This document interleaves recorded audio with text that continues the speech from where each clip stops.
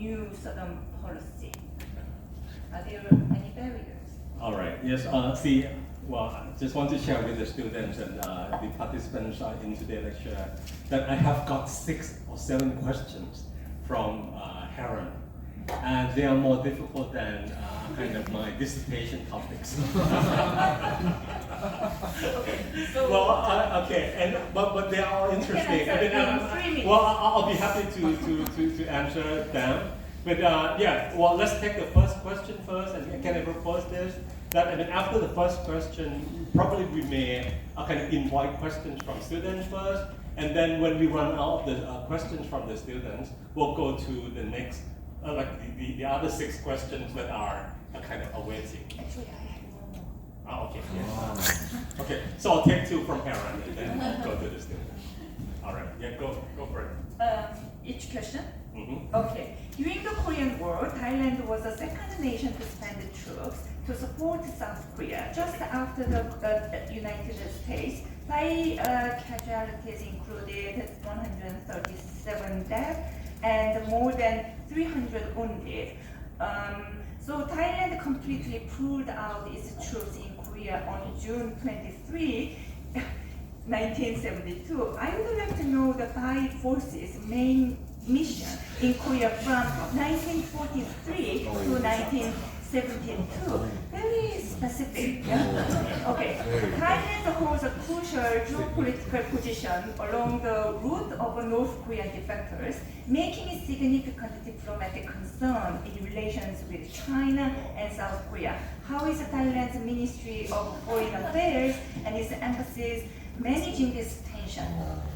I see. Well, Heron is keeping reading, can we pause it from at this point? I'll happy to address that, but can we take take some questions from the floor. Yes, from the floor. I think it's more interesting if you take the question from the floor first, and then we'll go back to the questions that your students have given. Okay, so you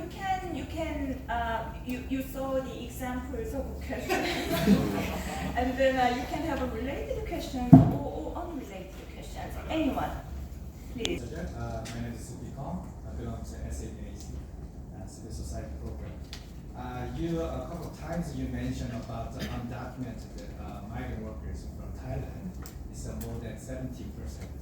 So I am interested about the migrant workers in Korea. It's a very challenging the government or the civil society. It's that to its multiculturalism, whatever. But I wonder, is the Thailand embassy, is there any to have prepare any of the program for the supporting this undocumented migrants? Because in case of the Philippines, the embassy is very supportive, self-organizing, working among their migrant workers who are the international married people. So this is really important. The self-organizing work is more than important than any support. So I wonder if the Thailand embassy is any doing that. Okay. Yeah. Thank you for the question. It corresponds to the question that Helen is going to keep asking. I'll let Helen read this question, and then I'll answer. Your question together with Helen. It's a related question. Yeah. Would you like to do it? Yeah. So I want to ask this question. Yes. Okay. Go for it. So I'm from Vietnam. I'm a PhD candidate student at Professor Shin, and I wanted to ask how South Korea and Thailand remain a no visa requirement between the 2 countries, even though that Thailand accounted for the largest documented migrant in South Korea. Okay. Because from Vietnam, it's really strict visa requirement. And added to your question, I have another question: is that does the Thai embassy proactively, approach the issue, or they rather kind of support undocumented migrants when they are, issuing? All right. Thank you. So let me combine your 2 questions. There's a question about undocumented workers and what the embassy does about that. And secondly, it's about the visa. They are related, but they are not exactly the same question. Well, for undocumented workers, I think, first of all, I think undocumented migration. Undocumented worker migration is a general phenomenon in the globalized world. I mean, it's not special to Korea, it's not special to Thailand. It's like a common phenomenon all around the world. But of course, it's a problem, it's a common challenge that we need to tackle. I mean, the first subsidiary question, whether or not the Thai embassy or the Thai government is proactively doing anything about this. Yes, the Thai government and the Ministry of Foreign Affairs have been kind of proactively campaign against undocumented kind of workers in Korea and in other places as well. You wouldn't believe, I mean, in the Middle East, I mean, there are, I mean, a lot of Thai workers going there also.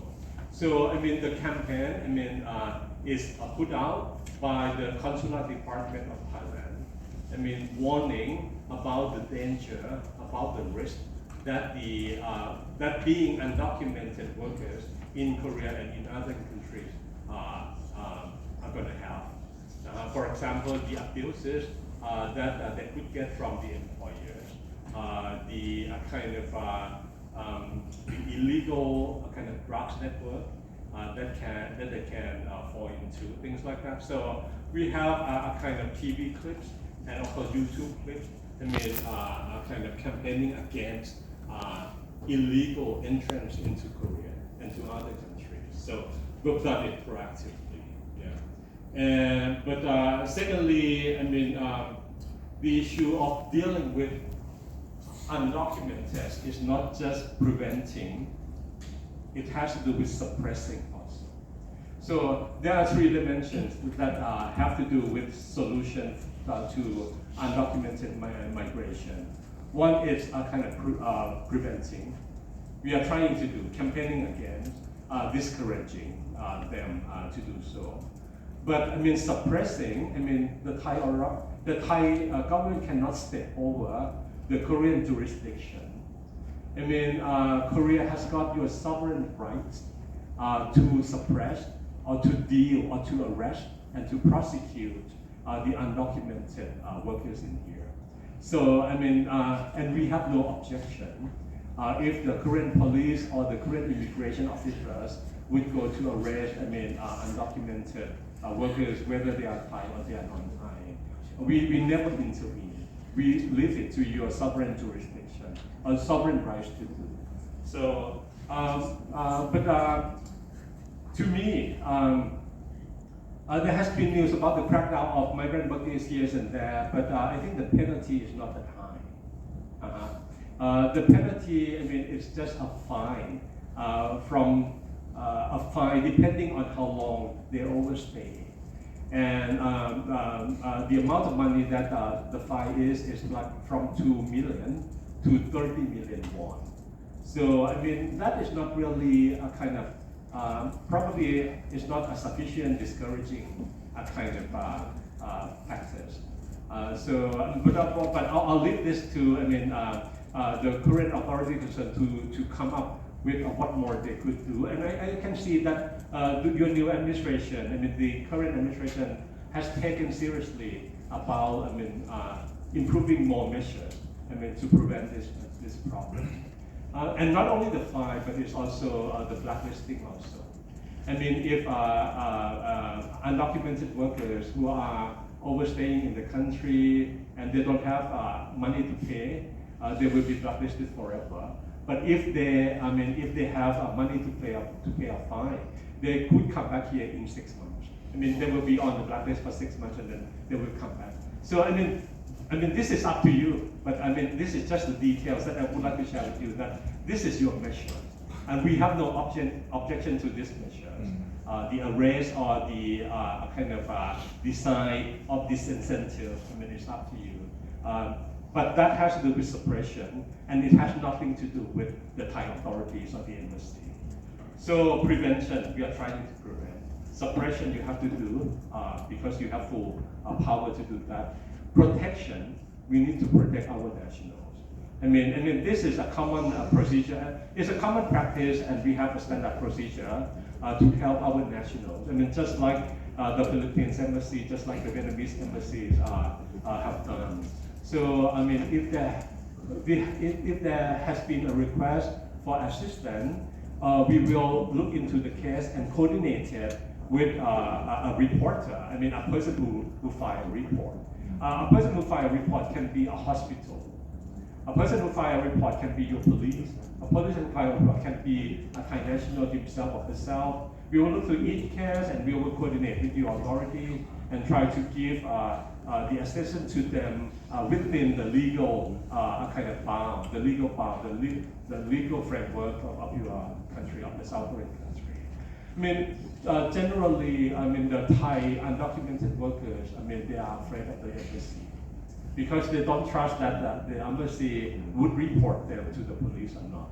So, I mean, they have a tendency not to come to the embassy when they are still doing well. But there are many cases of those who are abused by the employers or those who work until their health fails and they have to be hospitalized and they don't have money to pay the hospital. I mean, all these hospitals will contact the embassy, trying to get the embassy to get into the picture,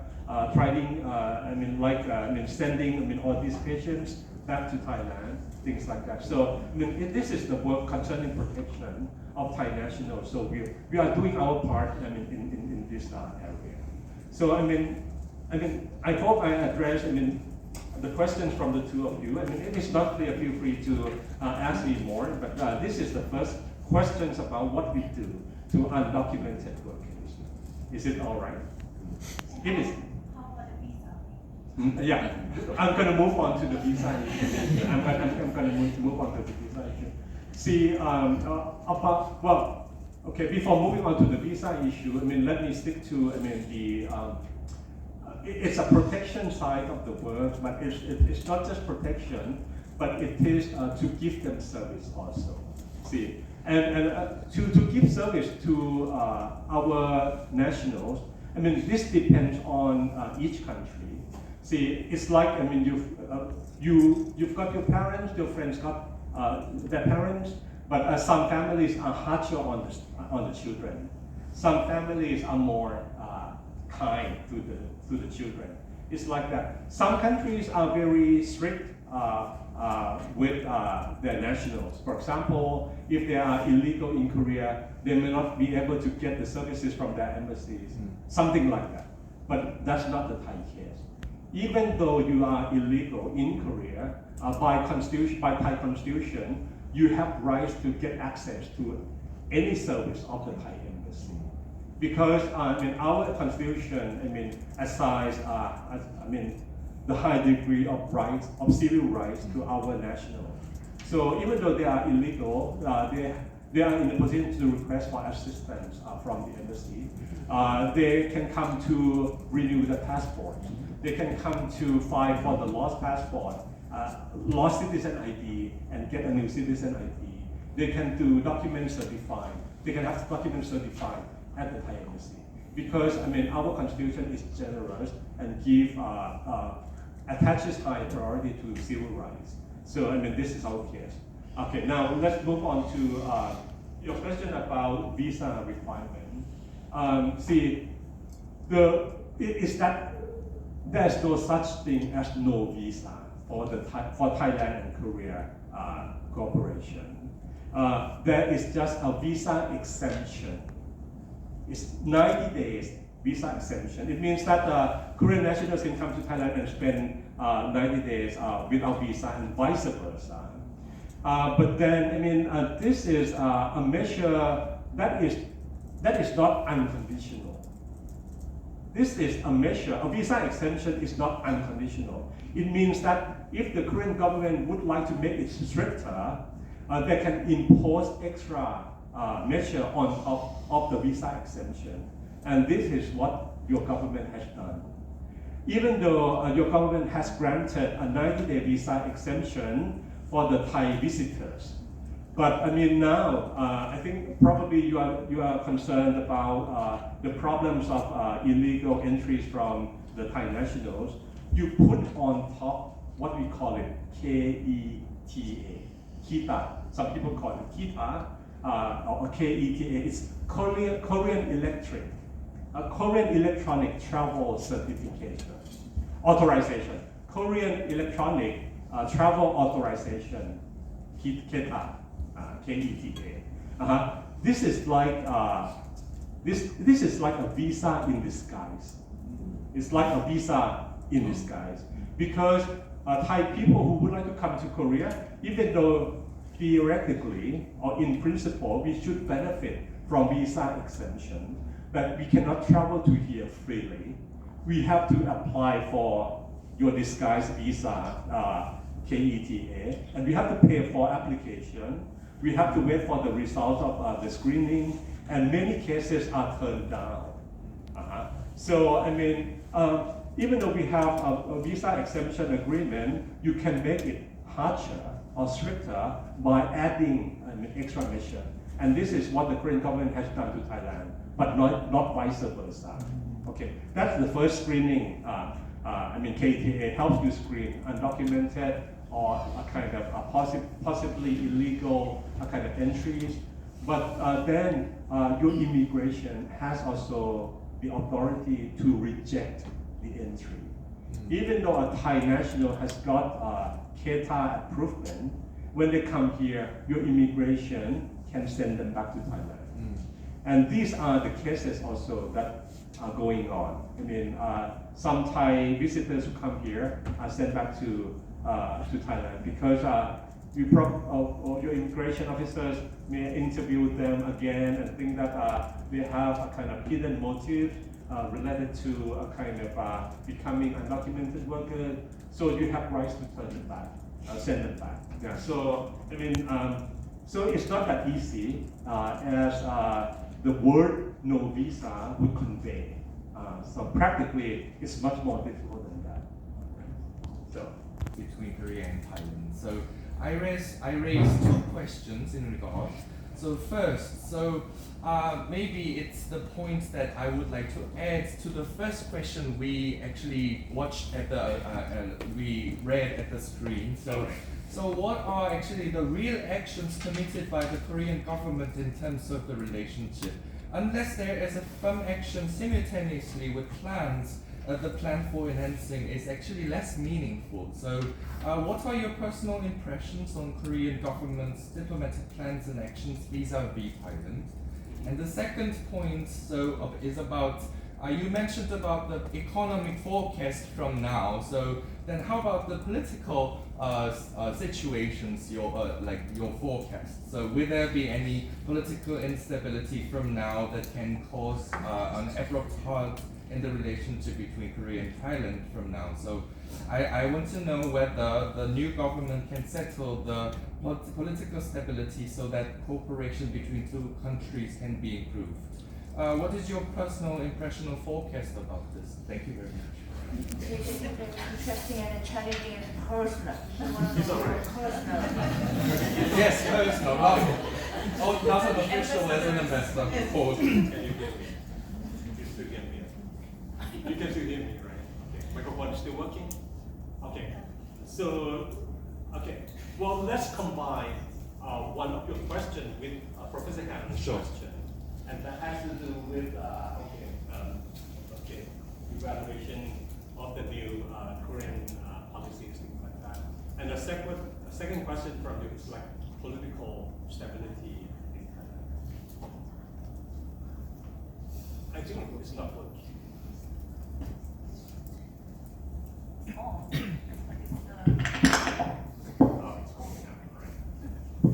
All right. See, okay, for the first question, I mean, I'm not really in a position to evaluate or to criticize the Korean government policies.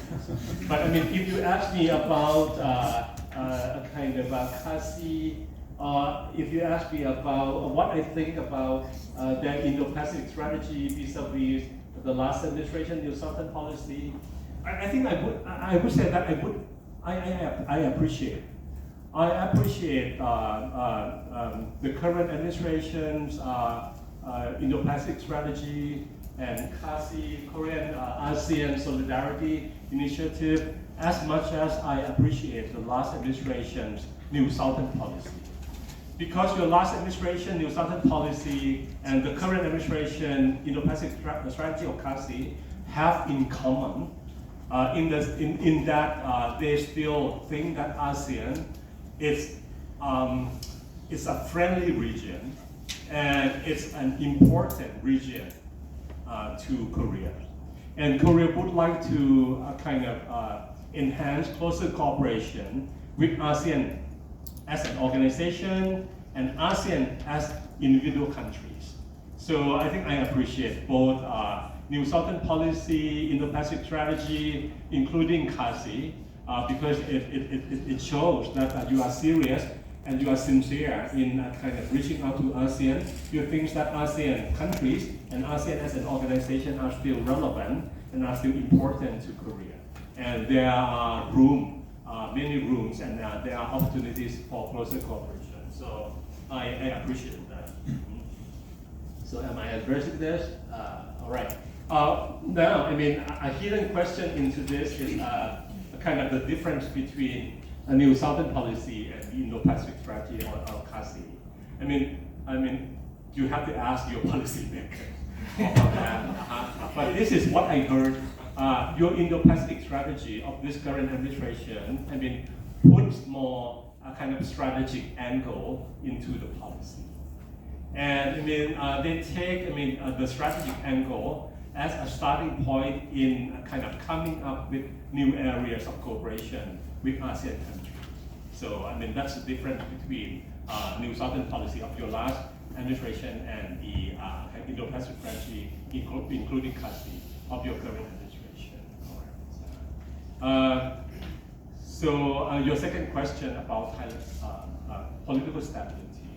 Well, if you look at the election as a procedure and election as a result, you will see that this election, the recent general elections in Thailand was taking place without any violence. And I think that can be considered one of the achievements. And secondly, even though there were a long drawn-out negotiations between several parties to form the new government, and there were disputes, there were verbal slashing against one another. I think that is normal to politics. It's normal to politics anywhere to have a verbal fighting, verbal accusation, things like that. So I don't think that is unnatural, that is not uncommon for Thailand. But the fact that when we've got a new government and there is no violence as well, there is no major protest taking out on the street and cause violent activities, I think it shows that there has been a smooth transition of power from the last administration to the new administration of Thailand. And I think this is an achievement. Okay. Secondly, into the future, if I can predict it, I wouldn't do my work as an ambassador. I would resign or become a fortune teller, setting at the Itaewon Itaewon back street, and try to read the palm, or to look into the crystal ball and trying to make money off it. But I think it's a common process of democracy to have a kind of fighting, to have a changes. So this government, I think that they will try their best. Their first priority, I think, is economic, as I said, but they are not overlooking, the structural problems of Thailand, because they are focusing on, resolving what you call polarization. And polarization is not uncommon to Thailand as well. It's happening in the United States, it's happening in Germany, it's happening anywhere, everywhere. So it's a common challenge, but how we can solve it peacefully how we can put, all the differences into the process of discussion. I think that is the key. And because we've just got a new parliament in session, I hope that, all these differences, all these kind of conflicting ideas or conflicting preferences will be kind of discussed, and hopefully some will be settled in the by parliamentarian processes. So this is what I would hope to see happen. About the stability of this government, I think it has to do with whether or not they can make a kind of economic recovery happen. If they can boost the economy, if they can encourage a kind of more investment into Thailand, and that generates more income to the people, I think the voters wouldn't like to get a new elections too soon. I think mainly it would depend on how they fare economically. This government. But just like any countries, there are structural problems. Not only economic structural problems, but there are cultural, kind of ideational, and political structural problems that we have to deal with also. And that should be in the plan, but probably details have not come out yet.